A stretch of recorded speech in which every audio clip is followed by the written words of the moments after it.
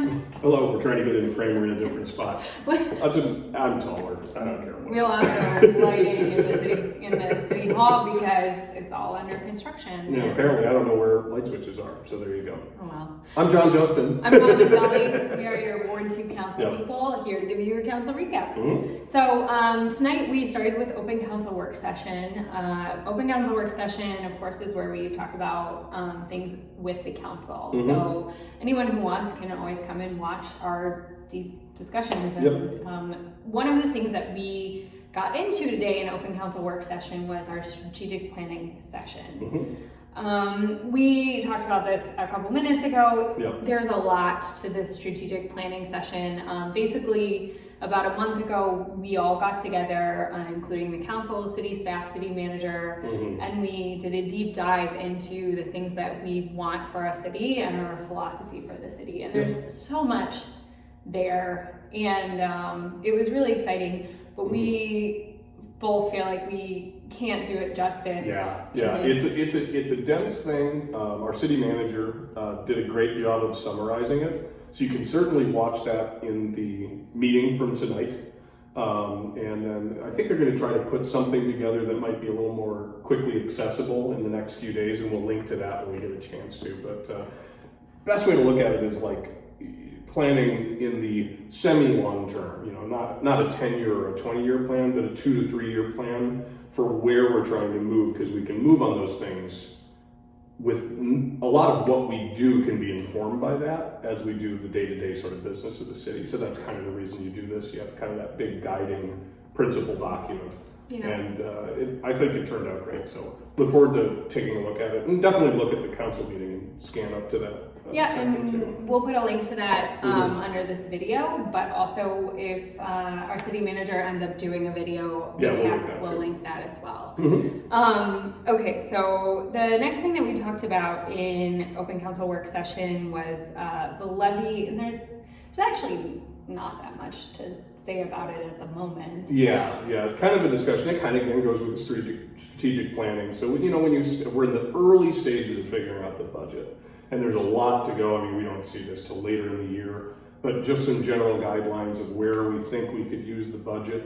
We'll have a chance to take a look at how that is, and of course, our budget affects tax rate or taxes and all of that stuff. There was an interesting discussion by the city manager about why tax rate is sometimes not the best way to measure how things go, because the amount of money, the way that I look at it, the amount of money that comes out of your pocket a year, I don't care what percentage my tax rate is. I know if my number goes up and I have to budget for more property tax payment, or if it goes level. And so if I've got great news on the tax rate went down, but I'm still paying more money, at the end of the day, that's what happens what matters to the residents. And so I think that that's something we need to consider, because tax rate can look one way and the actuality of how it affects people can be totally different. So I think that our city manager has a pretty good argument about why tax rate might not be the through line that you want to follow for trying to figure out what's going to happen in the city. Yeah, definitely.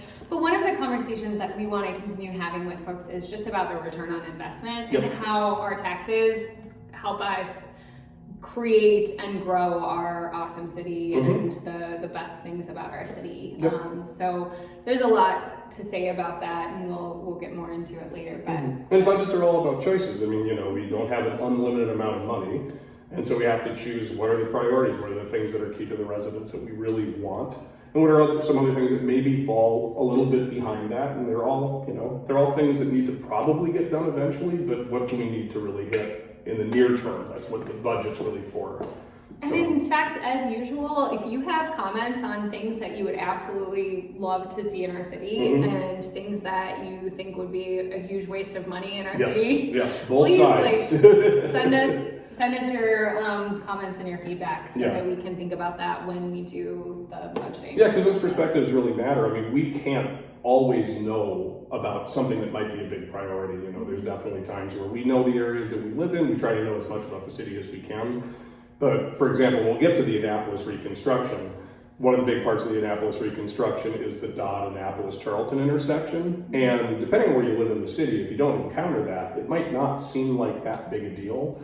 living where I do and where you do, we hear about it all the time because it's a huge deal to people in that area. So that's the sort of perspective that I may not know everything that's really essential in Ward 1 or Ward 3.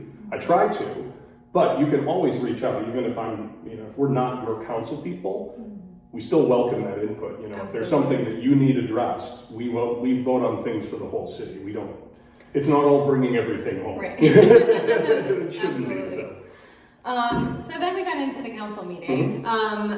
First thing I want to mention was not on the agenda, but the State of the City address by the mayor will be Thursday, May 19th. And I believe it will be in person at the council chambers. I could be wrong about that. I can't remember if it's in the council chambers or if it's at. Well, we know when it is. We can follow. We'll try to follow. We'll put something in the comments. And we'll talk about it. Or if you know, you can put it in the comments when you see this, and then it'll get done faster than we do. All right, State of the City, May 19th. Yes. It's a Thursday. Yeah. And it is in the evening. They moved it to the evening to make it hopefully more accessible for people that may have folks. work hours that are difficult. Yep.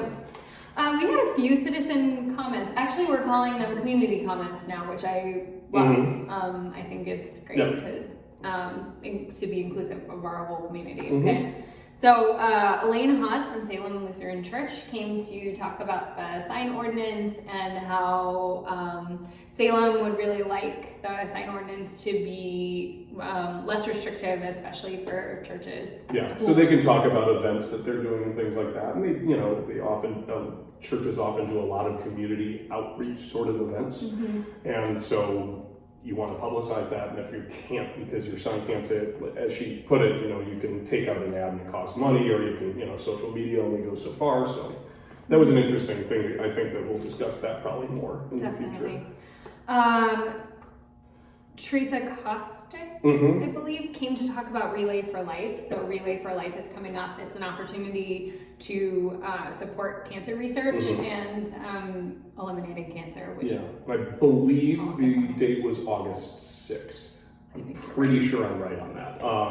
So there's time, but they're looking for people that want to get involved in volunteering, all of the capacity of that. It'll be happening in South St. Paul at an elementary school. Yes. Once again, I didn't write down notes. But I'm sure that there'll be more information coming forward that we can share, and I'm sure they're going to get it out there too. So yeah, definitely. And then a resident who lives in apartments pretty close to here that I've met before came to talk about the difficulties that he has and others have in getting to their polling places because of not being able to walk there, and so thus having to pay for Metro Mobility or a cab or something like that. And so I reassured him, and I want to reassure everybody, our goal is to get as many people to vote as humanly possible. Vote for us, vote against us, it doesn't matter. We want you to vote. We just want you to vote, and there are a lot of opportunities, not only absentee voting, which is they're actually making easier. It's less onerous to do absentee voting now.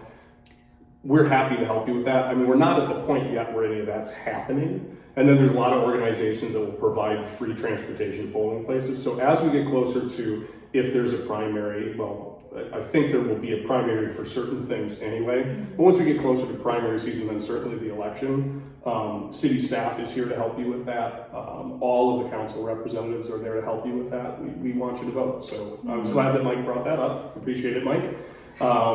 And it's an important conversation to have. Every election year we have to think about that stuff. Absolutely. And I just will echo that. If anybody needs help getting to the poll or figuring out how to vote or figuring out where their new polling place is, please reach out to us or reach out to the city staff. We're all very happy to help. And I'm sure because of the polling places and the redistricting that we went through, we're really going to be talking about this a lot. So this is not the last time this is going to come up. It'll probably come up multiple times between now and the next vote. And we'll make sure that it does, because we need to keep you guys informed. So, absolutely. Speaking of things that have come up before, I want to talk about Annapolis street reconstruction. Yes. Well, I touched on this with the intersection we were talking about. So we took another look. We're moving forward with the Annapolis street reconstruction, which is a shared thing with St. Paul. We talked about that particular intersection. There were some business owners that expressed some thoughts that I think we should take into consideration. Residents that came in talking about kind of the whole stretch. And then again, we're still working through the final answers to this, so we're still not at the point where it's like, hey, here, this is done, you know, so. Here's the plan. Still time for public comment. There's still going to be a lot of adjustments. You know, we're still looking at preliminary drawings for not, you know, kind of that, and they're still going kind of block by block and figuring things out. So, but we're moving forward. I think it's a really good thing. I think everybody knows that Annapolis desperately needs reconstruction. You know, we've resurfaced it. That was nice, but we're going to finally have a nice, safe road with pedestrian and, you know, connecting some sidewalk gaps. Bike stuff. I mean, a lot of things with sort of looking at all of the people that use stuff, not just cars, but also, you know, pedestrians, bicyclists, people with mobility issues. These are all things, when we have this chance to redo a major street, this is the time to get everything right. And that's why it's taking a long time in the planning, because we want to get everything right. And I don't even think that we can do justice to how long it's taken. It's been years in the making, and I think we should give a huge shout out to hundreds of hours of staff time for sure. And the staff in St. Paul too. And staff in St. Paul, who have put an incredible amount of work into this project. And then we had such a range of comments from people who lived all the way across Annapolis or worked all the way across Annapolis. So that was super helpful, and I've been so impressed with the way our city staff has really bent over backwards to try to take people's feedback into account. You know, changing like the median line to make sure that people can use their driveways in the way that they need to be able to use them, or making sure that we're not interrupting needed parking, but also making sure that we're adding to our you know, improving our bike and pedestrian access. Redoing the dot intersection. I swear that I think I told, and I hope that all of you forgive me for this. I know when I've talked to people in the past, I've thrown my hands up with the idea. I didn't think when I got elected that we'd ever fix that intersection because of the difficulty of getting the two cities to work on it at the same time. I'm floored that it's happening. I'm super excited because I know how many of you have talked to me about this. And so I'm really excited because, you know, I live right by there. I see exactly what a lot of people talk to me about, and I'm astonished that we've gotten to this point. So. And that's just huge credit to our city staff. 100%. Put just huge work into this. Okay. More things that we've recently talked about a lot. The ice arena. So in our last council recap, we talked about the ice arena. We basically we expanded on the details of the same thing this week. So one big thing is that we actually got the real numbers in, and I noticed that staff found a solution. It was slightly over budget. They found a solution to bring it under the appropriate budget, which I thought was pretty innovative. I'm not saying that I understand it because I don't build things, but I trust the people that do. And so it's coming in close to, but right under budget, which is, again, especially right now, that's hard to do. Right. It's hard, you know, there's a lot of demand for construction right now, and to be able to come in under budget is pretty impressive. And again, I know that it took a lot of heavy lifting across staff to get here, so it's great. And our staff have done an incredible job of working with the school district and also working with the Hockey Booster Association, which has just, I mean, the amount of heavy lifting in that has been pretty incredible. But it's going to be a great project and will be useful for our entire community. And I think that this came up probably in the first 6 months for sure, maybe 3 months of me being in office. So it's been a long time and a lot of work getting to here. But I feel good about it. I think that we got a great plan. I think so too. So. And then finally, we had a final reading on off-street loading and unloading. Get ready to get really excited. So I think we probably covered this almost entirely last time. So nothing changed. The final reading, nothing was altered. It's just, in our industrial zones, it really doesn't make a lot of sense. It's not an eyesore to have a loading dock facing a loading dock. That's really what this is kind of about. But not facing a school or a church or a park or even a commercial business or anything like that. So I think it's probably long overdue, and it's just something that was brought up by a particular business owner and then staff. And again, I got to applaud staff. It's easier to just go, well, no, you can't do that. And instead, staff looked and said, does this make sense? And they went, that doesn't really make sense. So we're changing it. And that's the great moments in government when you look at something and you go, it doesn't make sense to do this way. And you go, well, we've done it like that forever. But instead go like, well, let's fix it. So we're fixing it. There was another, and I know this is like going back to something we already talked about, but there was another great moment that we had tonight where our city staff really like showed that their sort of ability to think outside the box when a resident on Annapolis came and said, I have 8 sections on my property. It looks like I'm going to get assessed 8 times, and our city staff was like, nah. We can, you can go to the county and should be able to get that fixed. We are not going to like send you an assessment for 8 different sections for slivers of land. So, the reason that this matters is because I think a lot of the time when folks get notices or things that they think are unreasonable from the city, we get sometimes upset emails and things from people who think like, this is not reasonable, this is not fair, but our city staff is just amazing at... And they want to make it reasonable and fair. I mean, and there are times where, I know on multiple occasions I've brought something to their attention that I heard from a constituent, and they've gone in and gone like, hey, you know what, that doesn't make sense. How do we appropriately, legally make this work for everybody involved? Not every city does that. They really don't. And so I'm really happy. I think we have a lot of good examples of that. So yay, city staff. That's it. That's what we've got tonight. All right. So thanks, everyone. See you later. Thanks.